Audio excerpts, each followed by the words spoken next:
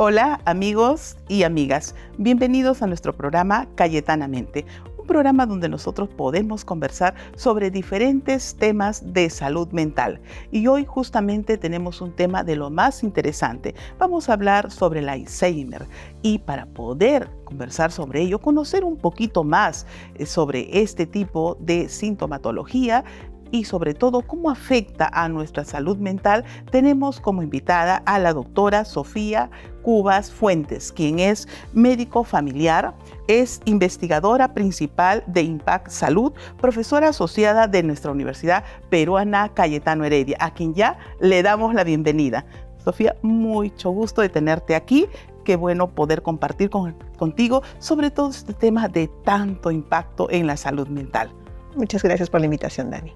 Vamos a empezar señalando cómo es este síndrome. ¿A qué nos referimos cuando hablamos del Alzheimer? Bueno, el Alzheimer es una enfermedad neurodegenerativa que entra dentro de los síndromes de la demencia, ¿no? Es un tipo de demencia, tal vez el tipo de demencia más común, y altera la parte no solo de la memoria, sino de la cognición y del comportamiento de las personas. Entonces, cuando hablamos de eso, hablamos de un síndrome más grande que es la demencia. O sea, propiamente con una característica mucho más amplia, ¿no? Y si quisiéramos describir de repente algunos elementos básicos para identificarlos, ¿cómo podríamos hacerlo? Muchas veces las personas tienen lo que llamamos los profesionales de salud quejas cognitivas, ¿no? Nos olvidamos algunas cosas y eso nos empieza a preocupar, sobre todo en la medida que nos hacemos mayores, ¿no? Entonces, puede empezar con una queja cognitiva, pero no todas las quejas cognitivas significan que hay una demencia o un Alzheimer, ¿no? ¿Qué es lo que nos hace diferenciarlo? Un poco que esa queja cognitiva no la nota solo la persona, sino la notan los demás. Además, a veces hay alteraciones ya de lo que llamamos nuestra ubicación. Por ejemplo, las personas pueden de repente ir a un sitio y no saber por qué estaban ahí o dónde están. Eso ya nos habla de un avance un poco mayor y a veces de lo que llamamos praxias, ¿no? Cosas que hacían frecuentemente ya no se acuerdan cómo las hacían o por qué las hacían. Cómo era el proceso de hacerlo. Sí. ¿No? Esta situación probablemente es que la persona lo va presentando, como bien dices, la gente lo va notando, pero la misma persona como que no lo va identificando. ¿Es así? ¿Cómo funciona así? Muchas veces las personas vienen a la consulta con una queja de olvidos, pero usualmente lo que nos llama la atención es cuando otras personas notan esa queja y además cambios en el comportamiento. Muchas veces no solo es el olvido, sino que, por ejemplo, la persona puede estar más irritable o actuar de una forma que no actuaba antes y eso nos puede indicar que algo está pasando que hay que evaluar. Eso es como una especie de respuesta a la frustración, ¿no? De lo que le está pasando quizás, ¿no? Sí, pero también muchas veces en algunos tipos de demencia las personas llegan a mirar el mundo diferente por momentos. Entonces, efectivamente, cuando vuelven a otro escenario o alguien les dice actuaste de esta forma, generalmente eso genera tristeza, preocupación, frustración, irritabilidad. Como todos los trastornos, a veces la persona va a consulta, pero por un comportamiento asociado, ¿no? Como en este caso, de repente irritabilidad, que es impulsivo, pero detrás de esto viene propiamente la causa de su malestar. Y a veces se pasa desapercibido de repente el trastorno propiamente. Sí, por eso es importante tal vez tener un profesional de cabecera, tal vez un psicólogo, un médico, donde uno pueda explicar esto. Muchas veces el profesional de cabecera va a hacer algún tipo de evaluación y le va a decir no se preocupe, esto no es este tipo de problema, vamos a hacer otras cosas o vamos a evaluar otras cosas, pero algunas veces cuando encuentre indicios de que esto sí podría ser, digamos, algo que entre dentro del síndrome de la demencia, va a tener que hacer algunas pruebas especiales y algunos exámenes para, digamos, confirmar que esto sería algo de lo que estamos conversando, la demencia u otro problema relacionado a demencia. Hoy, teniendo en cuenta que estamos con tanta facilidad de encontrar información en las redes, ¿no? A veces puede ser encontrar que nos pasa algo y de pronto vamos a averiguar, ¿no? qué es lo que está pasando y nos creamos una mala información, ¿no? respecto a eso. Entonces, eso aparece la situación de algunos mitos que se tienen. En este caso, también sucede una situación así. ¿Hay algunos mitos que debemos desechar? Sí, tal vez que cualquier olvido significa que ya nos está dando una enfermedad como el Alzheimer o la demencia, ¿no? Eso tal vez debemos desecharlo. Pero sí debemos estar atentos, sobre todo a una persona mayor de 60, a algunos cambios del comportamiento y a que estos olvidos alteren su calidad de vida o la forma como se desenvuelve diariamente, ¿no? Y hablaste justamente de una edad, ¿no? Mayores de 60. ¿Es necesariamente así o cómo es que puede presentarse, ¿no? ¿Hay la posibilidad que se presenta en grupos etarios menores? Sí. El Alzheimer y otros tipos de demencia son más frecuentes en personas mayores de 60, pero siempre existe la posibilidad de que se presente en personas más jóvenes. Es mucho menos frecuente, pero puede aparecer en personas más jóvenes. ¿Alguna característica de repente que lo diferencie de las personas mayores? Que quizás podríamos advertir o tener como una posibilidad de estar alerta. Tal vez este cambio en el comportamiento de la persona, ¿no? Que empieza a actuar diferente o a hacer las cosas diferente a como las hacía, debería ser algo que nos llame la atención. Si bien es cierto ya tener las características, la posibilidad de esta enfermedad, no solamente afecta a la persona, ¿no? Porque esta persona vive dentro de un núcleo familiar, ¿no? ¿Cómo es que las personas se ven perjudicadas funcionalmente y también su familia en relación a este tipo de enfermedad? Sí, algo muy importante es que una vez que se ha diagnosticado la enfermedad, algo que debemos hacer los profesionales sanitarios es no solo abordar a la persona, sino abordar a su entorno, porque los diferentes tipos de demencia y el Alzheimer producen una alteración en cómo funciona ese núcleo familiar, porque tienen que adaptar cosas para cuidar a la persona, tienen que prepararse porque es una enfermedad progresiva que va a empezarnos a afectar. Entonces, de acuerdo a los recursos emocionales, de soporte que podría tener la familia, hay que ayudarlos a prepararse para llevar lo mejor que se pueda, digamos, el camino que podría seguir después la enfermedad. Y ahí has enfatizado dos situaciones, ¿no? Definitivamente es una enfermedad progresiva que va a tener un curso, ¿no? Y el apoyo que las personas deben tener dentro de su núcleo familiar en relación al curso propio que va a seguir esto, ¿no? ¿Cómo es que se puede abordar esta situación? Normalmente empiezan a promoverse grupos de soporte para que de repente las personas, por ejemplo, el familiar directo o el cuidador directo de la persona con demencia o con Alzheimer pueda recibir cierto entrenamiento en cómo manejar algunas cosas. De hecho, es algo que se promueve en el mundo, pero que no está muy desarrollado en nuestro país, ¿no? Digamos, nosotros hablamos de una diada, ¿no? De la persona con el problema y el cuidador principal o la cuidadora principal. Muchas veces es mujer, ¿no? La cuidadora en muchos países, en nuestro país sigue siendo una mujer la que asume un poco este rol del cuidado y hay que ayudarle, darle las herramientas para que esto también no afecte a la persona que está cuidando. Entrenarlos de repente, ¿no? Para eso, ¿no? ¿Y entrenarlos en qué aspectos específicamente? Parte es el conocimiento, o sea, saber cómo va esta enfermedad, qué síntomas puede dar, qué significa una exacerbación o cuando tiene un problema, de repente la persona que debería llevarla al establecimiento de salud, cuándo no. Y también parte es darle como herramientas de autocuidado, ¿no? Porque es bastante demandante en algunos momentos y cómo la persona que cuida también puede desarrollar algunas habilidades para cuidarse él o ella misma y poder seguir siendo soporte para el familiar que está teniendo el problema. Entonces, el autocuidado, la capacitación, el entrenamiento para las etapas que van a seguir se hacen primordiales. Sí. ¿No? Sonia, tú eres investigadora principal de Impact Salud, ¿no? Que tenemos en Cayetano. Cuéntanos un poquito cuál es el objetivo que tiene y cómo es que esta tarea está relacionada ya a llevar a la práctica aquello que nos estás diciendo. Hace un poco más de un año hemos empezado este proyecto Impact Salud en Cayetano y es en colaboración con algunas universidades del Reino Unido. Y es un proyecto bastante amplio, bastante ambicioso, que busca de alguna forma ayudar a que el sistema de salud esté más preparado para el cuidado de la demencia también busca determinar cuál es la prevalencia real, o sea, digamos, qué porcentaje de las personas podrían tener demencia en el país. En el mundo se habla más o menos de un 5%, pero no sabemos a ciencia cierta cómo estamos en el país. Y tiene un componente muy interesante también relacionado a los cuidadores. Estaba buscando adaptar una intervención diseñada para cuidadores, para ver cómo estos cuidadores pueden de repente enfermarse menos, deprimirse menos y cuidar mejor a la persona con demencia. Que lo cual es importantísimo, ¿no? Porque no solamente es la persona que tiene el trastorno, sino también es quienes están apoyando, que se sienten afectados en sus estados emocionales, ¿no?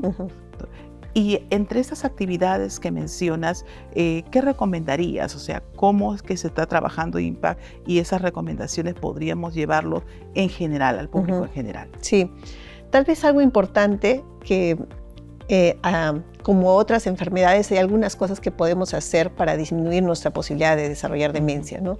Algunas de ellas son, por ejemplo, lo que hacemos para otro tipo de problemas, que es estar con estilos de vida saludables, ¿no? Se ha encontrado que una alimentación adecuada, dormir bien, hacer actividad física, disminuye la posibilidad de que nos dé demencia. También se ha encontrado que las personas que tienen mayor nivel educativo, o sea, los que han estudiado más, tienen menos posibilidad de desarrollar demencia. Entonces, hay algunas cosas que sí podríamos modular, como, digamos, lo que hacemos día a día, y también de repente promover que cada vez más personas en nuestro país tengan mejor acceso a educación, porque también eso es un factor protector para enfermedades como la demencia. Estamos hablando de aspectos cognitivos, ¿no? Principalmente porque eso va a tener un funcionamiento más rápido, una respuesta más rápida, de repente almacenar la posibilidad de reforzar la memoria, ¿no? Sí. Hoy en día hay seguramente estrategias que de repente nos puedes mencionar que serían importantes para que la persona tenga esa posibilidad de mantenerse en el estado que está y no avanzar hacia un deterioro cognitivo. Sí. Nuestra mente, igual que nuestro cuerpo, necesita mantenimiento y ejercicio, ¿no? Entonces, mientras más activa la tengamos, de repente con actividades que nos desafían, lecturas, algunas cosas que nos hacen pensar más, puede ayudarnos a que, digamos, el desarrollo o cómo se comunican nuestras neuronas desarrollen otros caminos que inclusive si tuviéramos la tendencia a desarrollar demencia, retrasaría el proceso de desarrollo. Entonces, hablamos de la lectura, ¿no? Y algunas estrategias que de repente, discúlpame que te insista en ese sentido, porque la situación es que hoy encontramos muchas alternativas, ¿no? E incluso hay juegos en línea o otros elementos. ¿Y qué tanto estos elementos podríamos tomarlos en cuenta? Probablemente digamos, en la parte más preventiva, probablemente la parte relacional, se ha encontrado que, digamos, las personas que tienen menos aislamiento, que conversan más, que desarrollan vínculos, también desarrollan menos posibilidad de demencia. Pero ya cuando hay cierto deterioro, hay ejercicios cognitivos que pueden estar en línea, que se los puede recomendar su profesional sanitario, que ayudan como a reforzar esto, como ejercicios de memoria. Hay talleres que se brindan, por ejemplo, en los centros de adulto mayor, en los establecimientos de salud, que podrían ayudar a que mi mente siga activa y nuevamente estas conexiones ayuden a que yo no siga avanzando en el proceso del desarrollo de un problema como el Alzheimer o la demencia. Así como esta situación y muchas de las enfermedades que se presentan, hay una situación de expectativa de futuros en la salud, ¿no? La persona va viendo que va a ir progresivamente avanzando y entonces empieza una situación emocional, una ansiedad hacia la expectativa futura. En este aspecto, ¿no? ¿Cómo se puede trabajar? Yo creo que anticipándonos y ayudando, dando herramientas a las personas que están alrededor, ¿no? Es cierto que ahora en el momento no tenemos un medicamento o una intervención curativa si alguien es diagnosticado como Alzheimer, pero hay ciertos tratamientos que pueden ayudar a disminuir la progresión.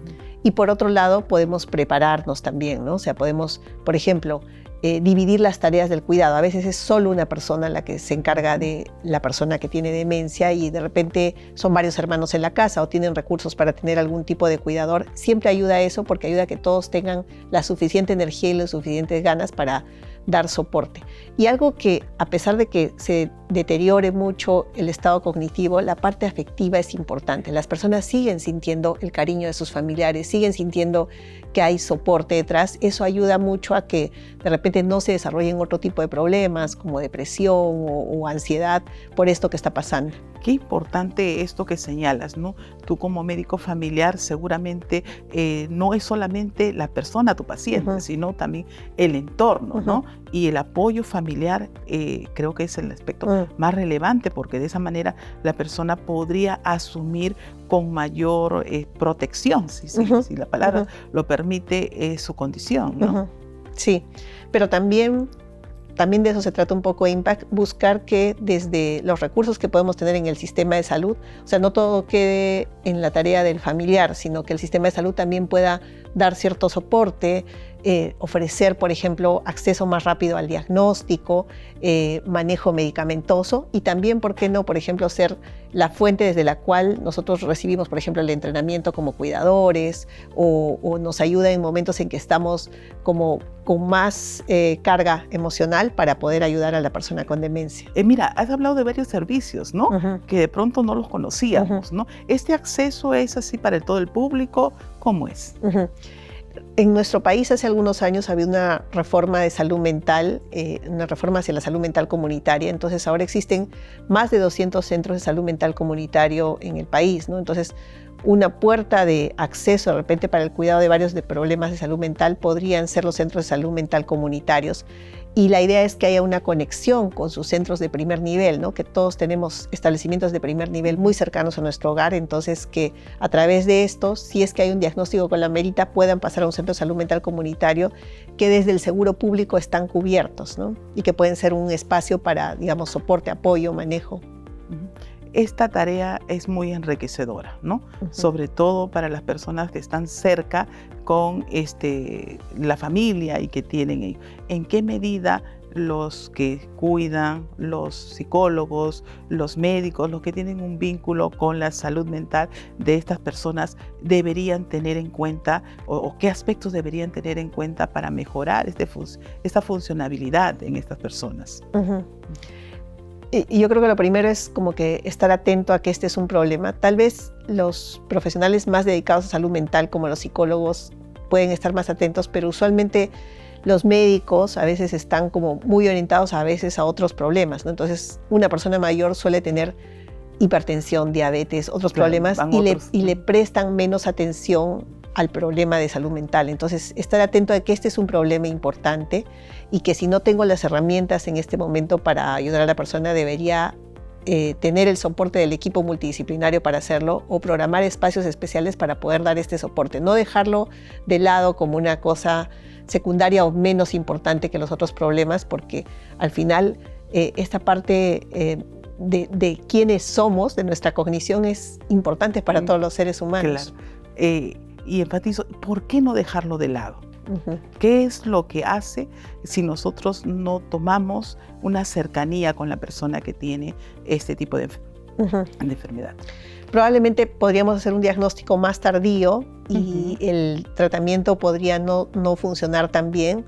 También podemos dejar de lado otros problemas que de repente podrían ser reversibles. O sea, no todas las causas de deterioro cognitivo son irreversibles. Por ejemplo, hay alteraciones en hormonas, por ejemplo, o en vitaminas que pueden ser reversibles si las manejamos tempranamente y se soluciona el problema. Entonces, si dejamos de lado la situación, podemos hacer que las personas sufran por mucho tiempo con cosas que de repente podrían ser abordadas mejor si les prestamos atención y le damos lo que necesita en ese momento. Claro. Y hoy en día, cuando hablamos de la calidad de vida, no solamente nos referimos al autocuidado físico, a la alimentación, sino también nos referimos a la preocupación por la salud, ¿no? Nos referimos a este manejo de la situación del estrés. Entonces, en este caso me parece que encaja perfectamente tener en cuenta como un autocuidado, como una calidad de vida, estas dos condiciones. ¿Es así? Sí, es importante tener en cuenta que nuestros problemas de salud mental tenemos que, igual que los otros problemas, igual cuando nos duele algo, igual cuando tenemos algún síntoma más físico, debemos consultarlos, hablarlos con otras personas, y es importante que desde los profesionales de salud se preste más atención a este tipo de problemas, ¿no? Se ponga un foco especial en eso. Eso, ¿no? Que pongamos un foco especial. Sonia, el tiempo se nos ha ido rapidísimo, pero ¿qué recomendación finalmente harías tú al grupo familiar, ¿no? Al profesional que está asociado a ese tipo de enfermedad, como para buscar un bienestar psicológico en esas personas? Primero, que busquen la relación con un profesional o profesionales de confianza con quienes pueda consultar ante una duda de salud. Lo segundo es que sientan que no están solos, ¿no? Que probablemente cuando tienen que dar el soporte puede haber un grupo que les puede ayudar a estar más entrenados para dar ese soporte. Y también tal vez a pensar que nadie es perfecto ni puede dar todo el tiempo todo. Entonces tener momentos en que uno dice, bueno, puedo hacer hasta acá y necesito ayuda en esta parte, también es importante pensando en los cuidadores, ¿no? Muchísimas gracias, ha sido una buena oportunidad, ¿no? Y también para nuestros oyentes la oportunidad de ver cómo estas recomendaciones en la intervención familiar es importante para la salud mental de las personas que tienen Alzheimer. La doctora Sofía Cubas nos ha dado y nos ha brindado las recomendaciones pertinentes. Muchísimas gracias. Continúenos viendo en nuestro canal digital cayetano.plus y escucharnos por Spotify.